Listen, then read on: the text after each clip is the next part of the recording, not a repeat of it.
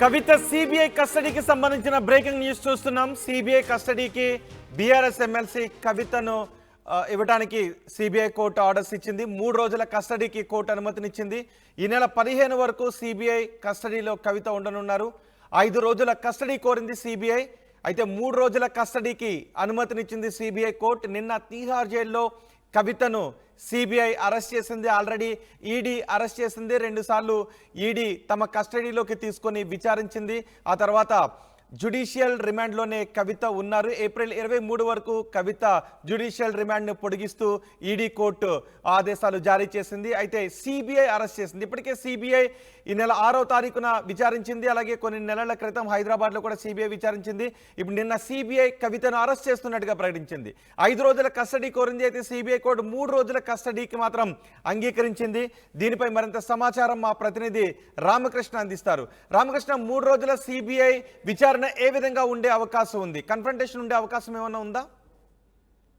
ఇక ఢిల్లీ మద్యం కుంభకోణం కేసులో అనేక ఆధారాలు సేకరించినటువంటి సిబిఐ తన వాదనలు వాడి వేడిగా రాజధాని కోర్టులో వినిపించింది. ఈ నేపథ్యంలో సిబిఐ ఈ కస్టడీకి కవితను 3 రోజుల పాటు అనుమతిస్తూ రోజావని కోర్టు జడ్జి నిర్ణయం తీసుకున్నారు. మరి ఈ మేరకు ఆమెను 3 రోజుల పాటు సిబిఐ విచారిస్తుంది. మరి 15వ తేదీన తిరిగి కవితను కోర్టుకి హాజరుపరచాల్సిన అవసరం ఏర్పడింది. అయితే ఇక్కడ ప్రధానంగా చూసుకున్నట్టుగైతే ఈ కేసులో కవిత యొక్క పాత్రను క్లియర్ గా సిబిఐ ఇక్కడ వెల్లడించింది. కవిత సంబంధించినటువంటి అనేక అంశాలపై కోర్టులో వాదనలు వాడి వేడిగా జరిగాయి. ఒకవైపు విక్రమ్ చౌదరి కవిత తరపున, మరోవైపు సిబిఐ తరపున న్యాయవాదులు కూడా గట్టిగా వాదనలు వినిపించారు. కవిత పాత్రను ఇందులో చాలా స్పష్టంగా చెప్పడం జరిగింది.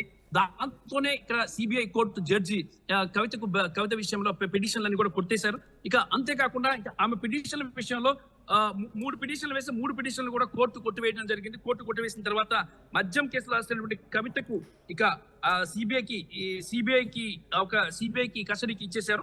ఇక దీంతో పాటు ఈ వాదనలు దాదాపుగా ఈ వాదనలు చాలా వాడి వేడిగా జరిగాయి. మరి విజయ్ నాయర్ తో కలిసి ఈమె చాలా పథకాలు చేశారు. మరి ఆ శరత్ చంద్రారెడ్డిని 50 కోట్లు ఇవ్వాలని చెప్పేసి డిమాండ్ చేశారు. దాంతో పాటు 14 కోట్ల ల్యాండ్ ని కొనుగోలు చేయాలని చెప్పేసి కూడా శరత్ చంద్రారెడ్డిపై ఒత్తిడి తీసుకొచ్చారని చెప్పేసి కూడా ఈ సందర్భంగా సిబిఐ వాదనలు వినిపించింది. అంతేకాకుండా ఈ సౌత్ గ్రూప్ లో ఈమె పాత్ర స్పష్టంగా ఉందనడానికి 100 కోట్ల రూపాయలు సమీకరించారని, ఈ అంశాన్ని బుచ్చిబాబు ఆడిటర్ వాంగ్మూలం ఇచ్చారని చెప్పేసి చెప్పడం జరిగింది. మరొక విషయం చూసుకున్నట్టుగైతే దాదాపుగా మాగుంట శ్రీనివాసరెడ్డి కవిత సూచనతోనే మాగుంట శ్రీనివాసరెడ్డి 25 కోట్ల రూపాయలు అందజేశారని చెప్పేసి కూడా వాంగ్మూలంలో వెల్లడించారు. కవిత అరెస్టులో నిబంధనల ఉల్లంఘన ఎక్కడా జరగలేదని చెప్పేసి కూడా ఈ సందర్భంగా రోజవెన్యూ న్యాయమూర్తికి సిబిఐ చెప్పడం జరిగింది. మరి ఇంకా అందుకు సంబంధించిన వాట్సాప్ సంభాషణలు ఏవైతే ఉన్నాయో కవితకు, అలాగే ఈ మద్యం కుంభకోణం కేసులో ఉన్న నిందితులకు మధ్య వాట్సాప్ సంభాషణలన్నింటినీ కూడా సిబిఐ మొత్తంగా కూడా అన్నింటినీ సేకరించి ఈ రోజు కోర్టు ముందు ఉంచింది. ముఖ్యంగా చూసుకుంటే ఈ కేసులో కవిత పిఏ కౌశిక్ వాంగ్మూలం ఇచ్చారని, అభిషేక్ సూచనతోనే ఆప్కు డబ్బులు ఇచ్చినట్లు అశోక్ తెలిపాడని కోర్టుకి చెప్పారు. మరి ఇంకా దీంతో పాటు అలాగే ఇండో స్పిరిట్ లో 33% వాటా ఉన్నట్లు బుచ్చిబాబు చెప్పారని కోర్టుకు వివరణ ఇచ్చారు. ఈ విషయాలను ఇప్పటికే ఛార్జ్ షీట్ లో సిబిఐ దాఖలు చేసిందని కూడా ఈ అంశాన్ని కోర్టు దృష్టికి తీసుకురావడం జరిగింది. ఇక సీఎం కేజ్రీవాల్ మద్యం వ్యాపారులకు సీఎం కేజ్రీవాల్ కలిపింది కూడా కవితే. అయితే గతంలో ఎన్నడూ కూడా ఎన్ఫోర్స్మెంట్ డైరెక్టరేట్ కూడా ఇన్ని విషయాలను కోర్టు దృష్టికి తీసుకురాలేదు. ఈ రోజు మాత్రం కవిత విషయంలో సిబిఐ చాలా అంశాలను కోర్టు దృష్టికి తీసుకురావడం జరిగింది. ఇక దీంతో పాటు ఇక కవిత కేసులో చాలా కీలకమైన అంశం ఏంటంటే శరత్ చంద్రారెడ్డి కేటాయించిన 5 జోన్లలో ఒక ఫలితంగా ఒక్కొక్క జోన్కు 5 కోట్ల చొప్పున 25 కోట్లు ఇవ్వాలంటూ కవిత శరత్ చంద్రారెడ్డిని డిమాండ్ చేశారు. ఇవ్వకపోతే హైదరాబాద్ లో ఉన్న అరవింద్ ఫార్మా బిజినెస్ ఎలా చేసుకుంటారు మీరు చెప్పేసి కూడా కవిత బెదిరించారు. మరి ఇది చాలా కీలకమైన అంశాన్ని సిబిఐ ఈ రోజు కోర్టుకి వివరించడం జరిగింది. అంతేకాకుండా కవిత విచారణకు సహకరించలేని అందుకే కస్టడీకి అడుగుతున్నట్టు కూడా చెప్పారు మరి సిబిఐ. మరి విజయ్ నాయర్కు చెల్లింపులపై అభిషేక్ తనకు తెలిపినట్లు కూడా దినేష్ చెప్పారని చెప్పేసి ఈ సందర్భంగా గుర్తు చేయడం జరిగింది. వాంగ్మూలాలు వాట్సాప్ చాట్ల ఫైల్కు జత చేశామని వాటన్నిటిని కూడా సిబిఐ కోర్టు ముందు ఈ రోజు పెట్టింది. మరి కవితకు ఇండో స్పిరిట్ లో భాగస్వామ్యం ఉన్నట్టు బుచ్చిబాబు క్లియర్ గా చెప్పారనే విషయం కూడా ఈ సందర్భంగా చెప్పడం జరిగింది. ఇక కంపెనీ ఎన్ఓసి పొందడంలో మాగుంట రాఘవకు సహకరించేందుకు కవిత ప్రయత్నించారు అనేది కూడా ఇక్కడ స్పష్టంగా చెప్పడం జరిగింది. ఢిల్లీలోని తాజ్ హోటల్లో బాబు అలాగే బోయినపల్లి శరత్ తదితరులు హాజరై సమావేశంలో శరత్చంద్రారెడ్డి కూడా ఉన్నారని చెప్పేసి ఈ సందర్భంగా కోర్టుకి దృష్టికి తీసుకొచ్చారు. 2021 మార్చి మే నెలలో నూతన మద్యం విధానం రూపొందిస్తున్నప్పుడు అరుణ్ పిల్లై, బుచ్చిబాబు అలాగే బోయినపల్లి ఢిల్లీలో ఉండి విజయ్ నాయర్ ద్వారా సమాచారం సేకరించారని చెప్పేసి సిబిఐ కోర్టుకు తెలిపింది. దీంతో పాటు ఢిల్లీ మద్యం వ్యాపారం చేస్తానని రెడ్డికి కవిత హామీ ఇచ్చారని కోర్టుకు వివరించారు.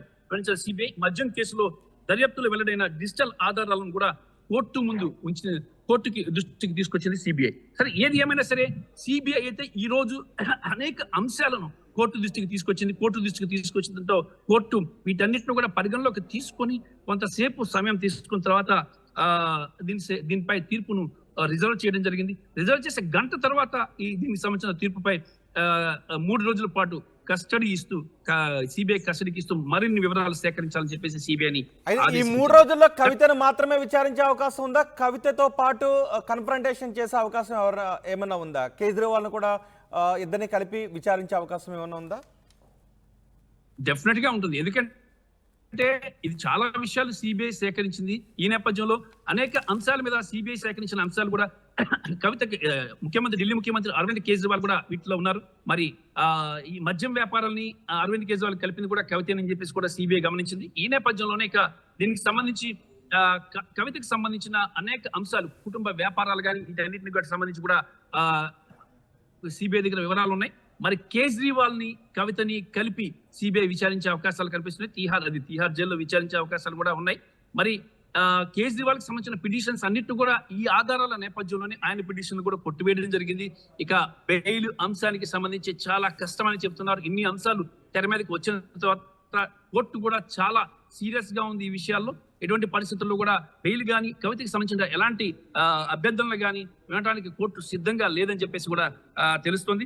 ఈ నేపథ్యంలోనే ఇక మనీష్ సిసోడియా బెయిల్ కి సంబంధించి కూడా ఈ రోజు వచ్చినప్పుడు కూడా దాన్ని కూడా 20వ తారీఖు వాయిదా వేసింది. కవితకి సంబంధించిన బెయిల్ అంశం ఈ నెల 16వ తేదీన విచారణ జరగబోతుంది. ఈ కేసుకు సంబంధించి అన్ని అంశాలు ఒక్కొక్కటిగా కొలిక్కి వస్తున్నాయి. వీటన్నిటికి సంబంధించి నిర్ణయాలు చాలా తొందరగా ఈ నిర్ణయాలు చేసి తొందరగా కేసుని క్లోజ్ చేయాలి, నిందితులను శిక్షించాలనే విధానంగా సిబిఐ ముందుకు వెళ్తుంది, ఈడీ ముందుకు వెళ్తుంది.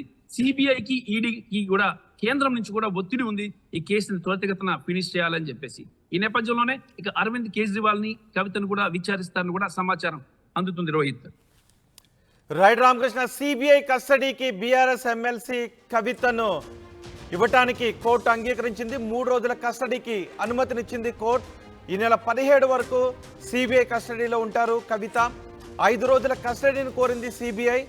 అయితే కోర్టు మాత్రం 3 రోజుల కస్టడీకి అంగీకరించింది. నిన్న తిహార్ జైల్లో కవితను సిబిఐ అరెస్ట్ చేసింది. ఆ తర్వాత 5 రోజుల కస్టడీని కోరడంతో 3 రోజుల సిబిఐ కస్టడీకి సిబిఐ కోర్టు అంగీకరించింది.